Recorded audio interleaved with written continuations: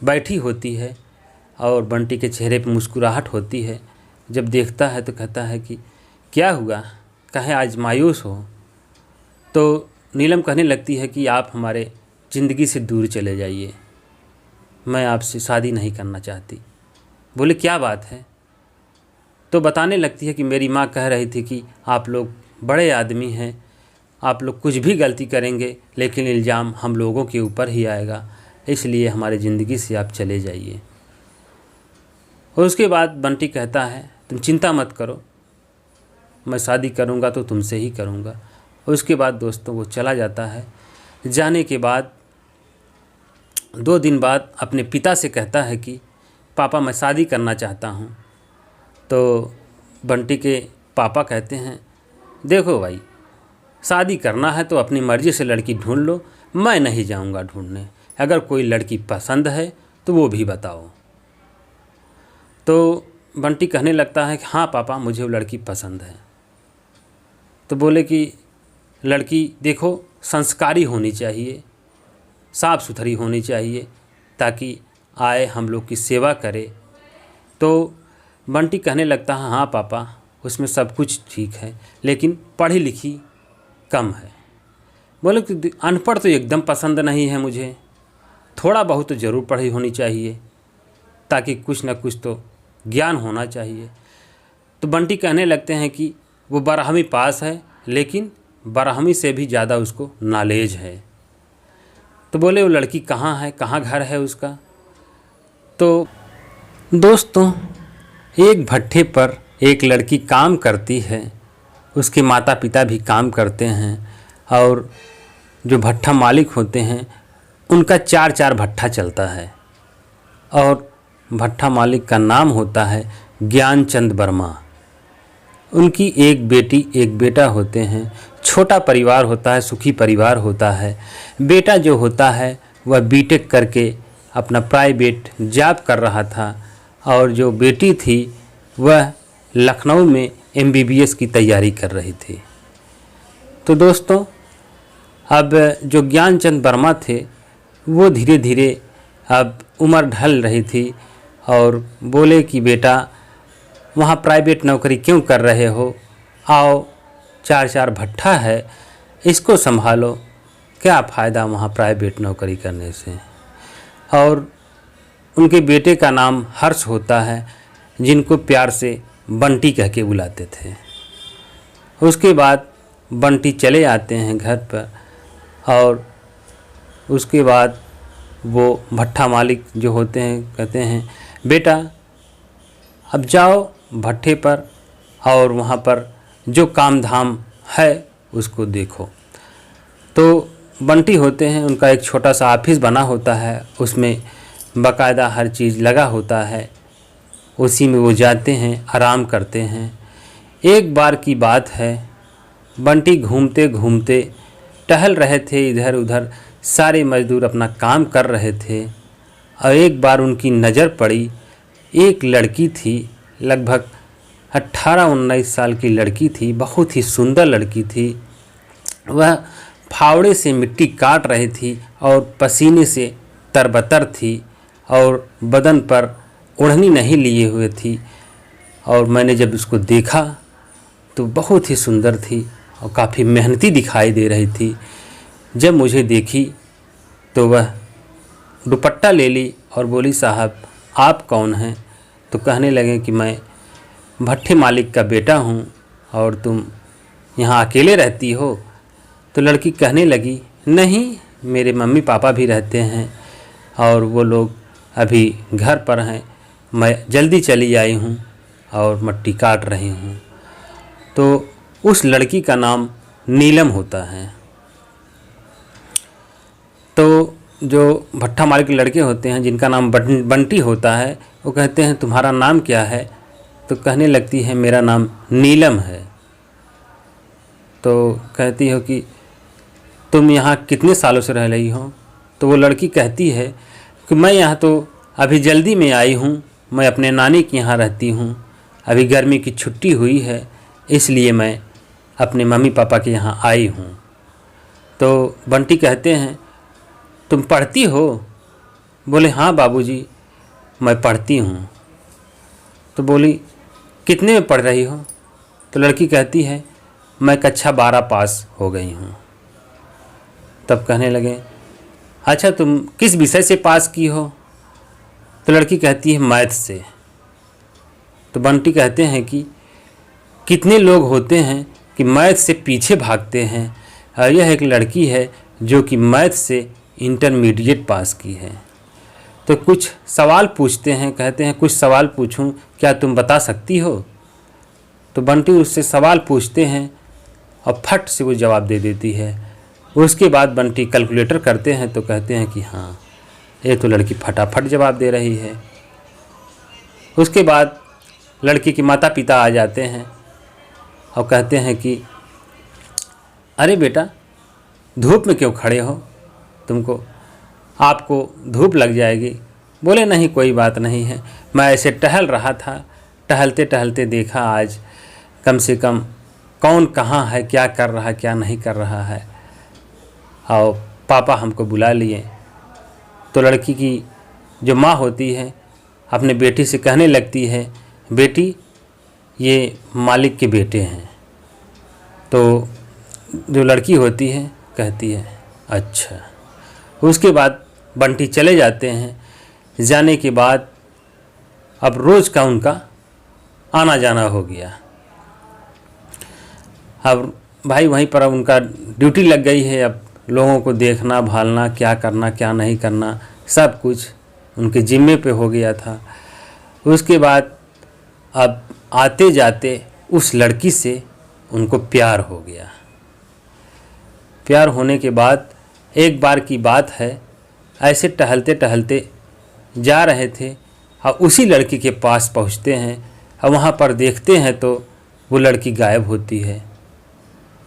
फिर दूसरे दिन जाते हैं, फिर भी वो लड़की गायब होती है, लेकिन वो किसी से पूछ नहीं सकते थे। कह रहे थे कि अगर किसी से पूछेंगे तो वो लोग क्या सोचेंगे, इसलिए वो किसी से पूछे नहीं और चुपचाप आके अपने कमरे पे सो जाते थे। ऐसे ऐसे लगभग 1 हफ्ता बीत गया तो वो सोचने लगे वो लड़की शायद चली गई है। उसके 2-3 दिन बाद फिर बंटी घूमते घूमते वहीं पर पहुँचे। वहाँ पर देखे तो वही लड़की फिर फावड़े से मिट्टी काट रही थी। जब वो देखें तो बहुत खुश हो गए, मन ही मन मुस्कुराने लगे और उससे पूछने लगे कि नीलम तुम कहाँ चली गई थी? तो नीलम कहने लगी कहीं तो नहीं साहब, मैं तो यहीं हूँ, कहाँ जाऊँगी।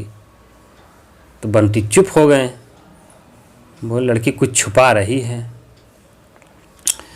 तो कहन की तो बंटी अपने आप को कुछ बोले नहीं, बोले ठीक है मैं तो रोज़ आता था लेकिन तुम दिखाई नहीं दे रही थी।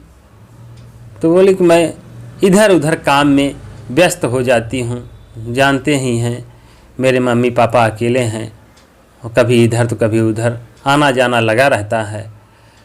तो बंटी कहते हैं कोई बात नहीं।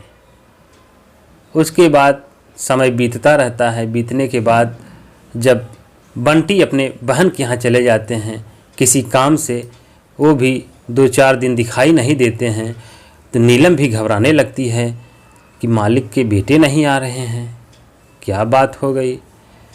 वो देखती नहीं, उनका राह देखती रहती है। जब वो नहीं आते तो मायूस हो जाती है, कहने लगती है कि लगता है मालिक के बेटे कहीं चले गए हैं। लेकिन 2-4 दिन बाद जब मालिक के बेटे आते हैं तो उसे खुशी का ठिकाना नहीं रहता है। उसके बाद वो खुशी से झूमने लगती है और पूछने लगती है कि आप कहाँ चले गए थे? तो बंटी कहने लगते हैं कहाँ जाऊँ, मेरा तो यही घर द्वार है, मैं कहाँ जाऊँगा। तो लड़की जो नीलम थी वो कहने लगी कि मैं आपको रोज़ इंतज़ार करती थी लेकिन आप दिखाई नहीं देते थे। तब बंटी कहने लगा कि मेरी बहन की शादी पड़ने वाली है, मैं लखनऊ गया था किसी काम से, अब उनकी शादी होने वाली है। अब MBBS की तैयारी कर चुकी हैं, MBBS कर चुकी हैं, अब उनकी शादी किसी अच्छे लड़का मिल जाए तो उनकी शादी कर दी जाए। तो नीलम कहती है आप शादी कब करोगे? तो कहती है कि मेरी शादी तो हो चुकी है। तो नीलम एकदम मायूस हो जाती है, मायूस होकर के बैठ जाती है। बैठने के बाद कहने लगती है कि तो बंटी कहने लगते हैं क्या हुआ? बोले कुछ नहीं, बस ऐसे ही। तो फिर बंटी उसके पास आता है। आने के बाद कहता है अरे मैं तो मजाक कर रहा था, मेरी शादी नहीं हुई है। नीलम कहने लगती है नहीं, आप मजाक नहीं कर रहे हो, आप सच बोल रहे हो। तो कहने लगी नहीं यार, अभी मेरी शादी हुई ही नहीं है। तब कहने लगती है कि क्या आप मुझसे बहुत प्यार करते हो? तो बंटी कहता है कि मैं तुम्हारे सिवा किसी और को प्यार नहीं करता। मैं शादी करूँगा तो तुमसे ही करूँगा, वरना किसी से नहीं करूँगा।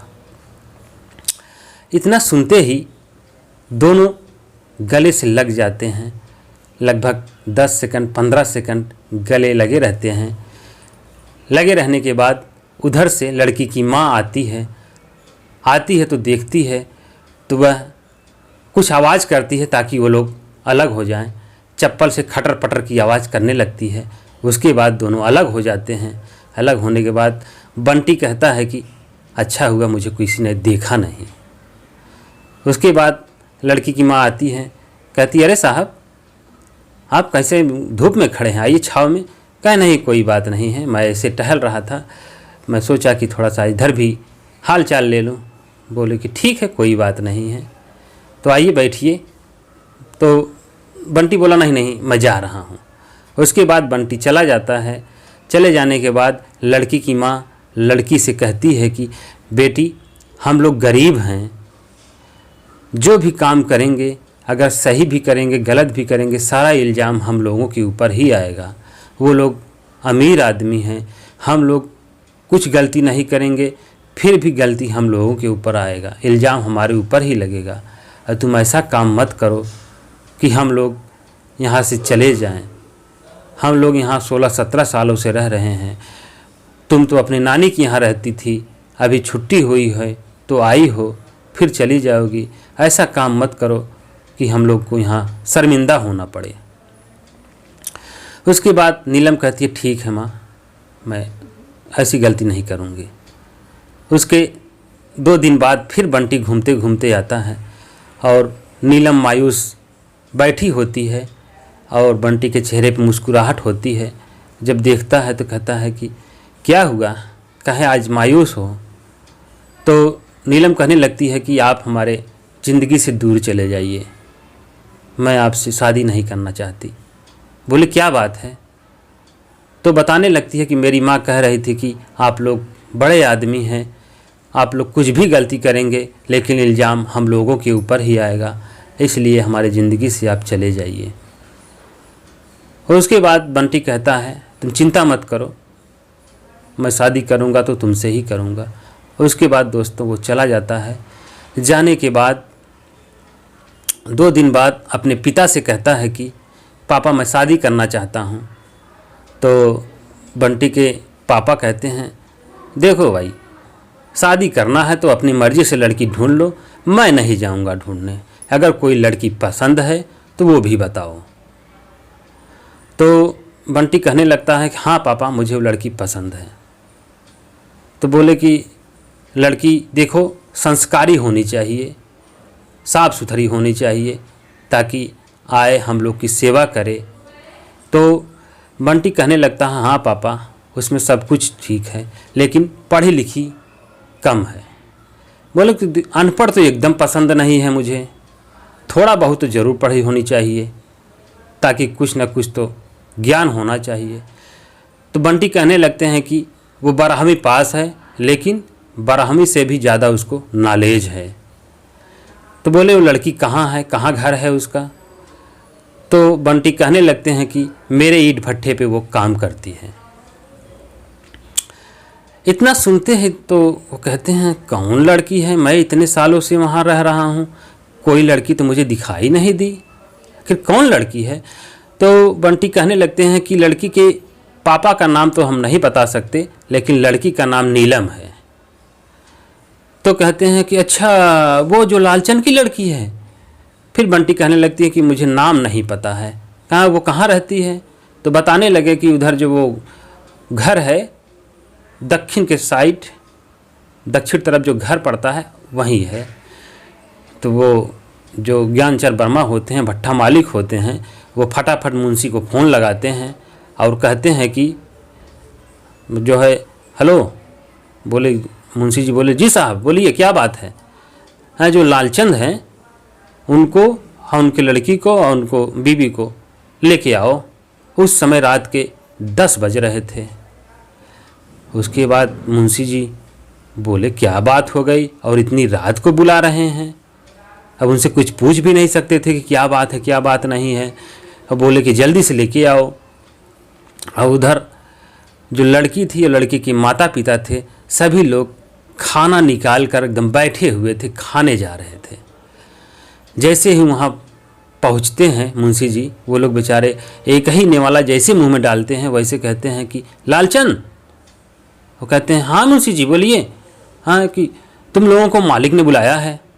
अब तो जो लड़की की माँ होती है उसको बेचारी को इतना सदमा लग जाता है, तो कहने लगती है कि मुंशी जी मुझे माफ़ कर दीजिए, मैंने कोई गलती नहीं की है, हम लोग यहाँ से रात ही में छोड़ के भाग जाएंगे, हम लोगों को माफ़ कर दीजिए, ऐसी गलती हम लोग नहीं करेंगे। अब मुंशी जी को तो कुछ पता रहता ही नहीं है। कहते हैं क्या बात है मुझे भी तो बताओ। तब लड़की की माँ पूरी बात बताने लगती है, कहती है कि ऐसी ऐसी बात है। उसके बाद मुंशी जी कहने लगते हैं कि तुम लोग इतना बड़ा खेला कर दिए और मैं यहीं पर रहते हुए मुझे कुछ पता ही नहीं चला। चलो अच्छा तुम लोग को बुलाए। अब लोग बेचारे थर थर थर थर काँप रहे थे। अब गरीब आदमी को जानते ही हैं।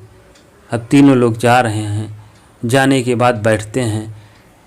उसके बाद मालिक के पाँव पकड़ कर लड़की की माँ रोने लगती है कि साहब मुझे माफ़ कर दीजिए, अब ऐसी गलती मैं कभी नहीं करूँगी, हम लोग जा रहे हैं, एक मौका दे दीजिए साहब, ऐसी गलती हम लोग नहीं। उसी में फूट फूट कर रोने लगती है।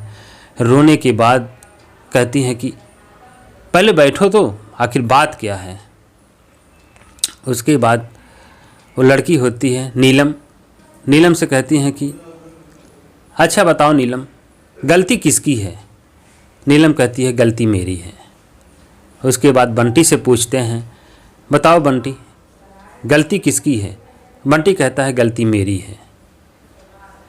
उसके बाद फिर नीलम से पूछते हैं कि सज़ा किसको मिलनी चाहिए। फिर नीलम कहती है कि सज़ा हमको मिलनी चाहिए। फिर बंटी से पूछते हैं कि सज़ा किसको मिलनी चाहिए। फिर बंटी कहते हैं सज़ा हमको मिलनी चाहिए, क्योंकि मैं उसके पास जाता था, वो मेरे पास नहीं आती थी।